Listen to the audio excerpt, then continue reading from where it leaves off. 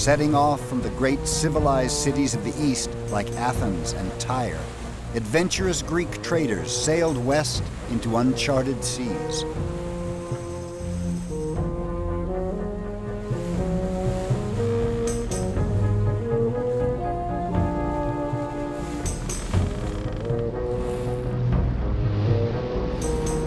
Navigating by the stars, without instruments, they began to explore a remote and little-known peninsula of the Western Mediterranean.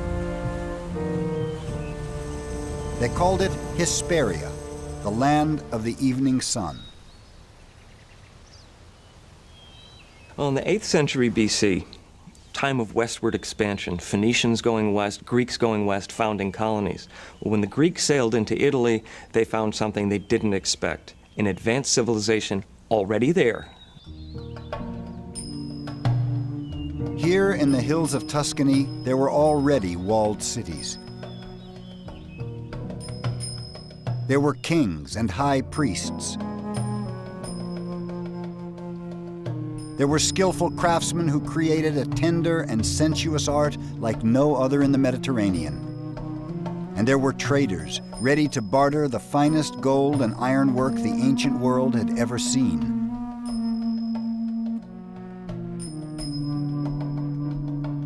Before Rome, there were the Etruscans. They taught the Romans everything, but left no written records. Incredible. The Etruscans were some of the most amazing artisans that the West has ever seen. They worked in metal for sculpture. They worked in terracotta and life-size statues with these amazing, inviting expressions. Very warm. They're not cold and distant, but they're people that you want to meet.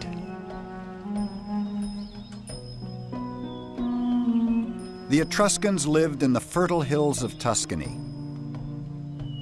But their real wealth lay underground, the richest deposits of iron ore, copper, and tin in the central Mediterranean.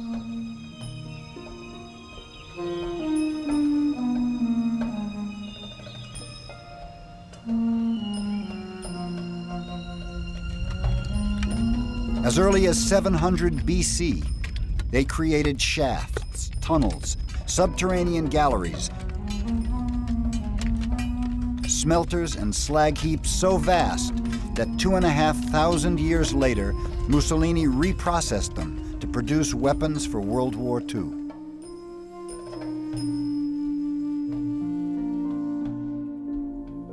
Etruscans traded their metalwork as far afield as Syria, Portugal, and even Sweden.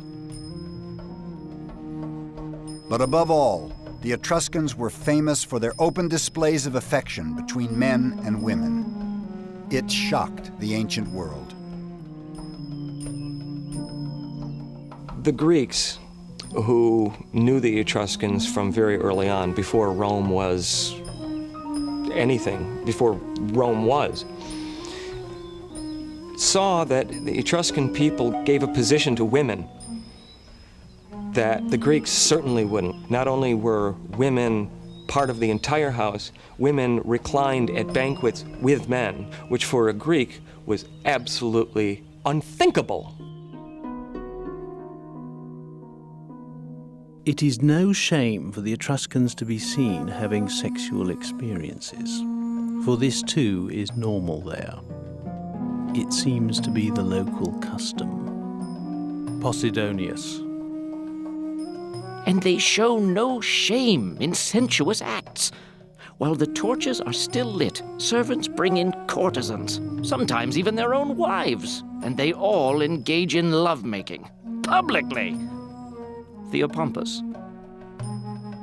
The Greeks and later the Romans loved to embroider scandalous stories about the decadence of the Etruscans. They were almost certainly untrue.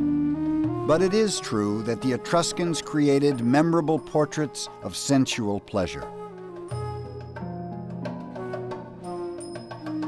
After the Etruscans, the idea of portraying such intimacy between men and women disappeared from Western art for almost 2,000 years.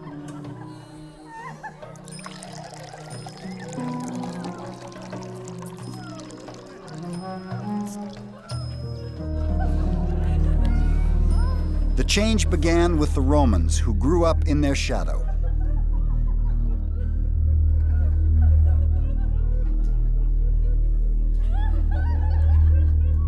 The first Romans were primitive, tough backwoodsmen. They resented the Etruscans, but had everything to learn from them, including the darker sides of civilization. Like all ancient people, the Etruscans were rigidly divided by class. Brutal rituals enforced the power and prestige of the nobility. Etruscans staged games at the funerals of important men. The losers were killed. Their blood celebrated the prestige of the dead man and was an offering to his spirit.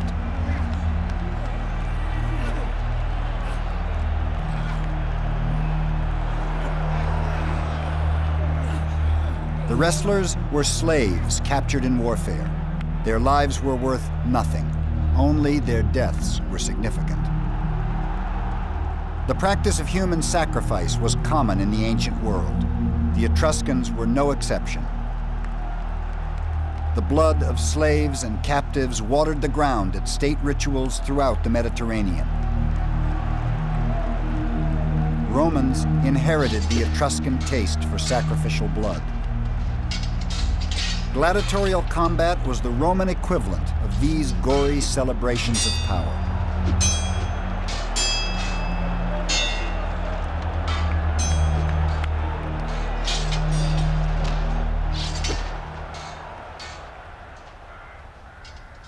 Rome took everything from the Etruscans.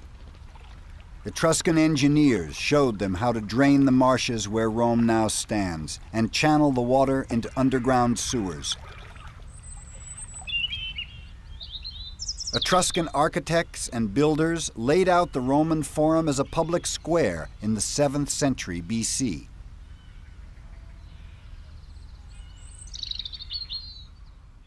Though Romans owed everything to the Etruscans, they would one day turn on them, crush their beautiful cities, and defame their memory. It would be the first step on Rome's path to empire.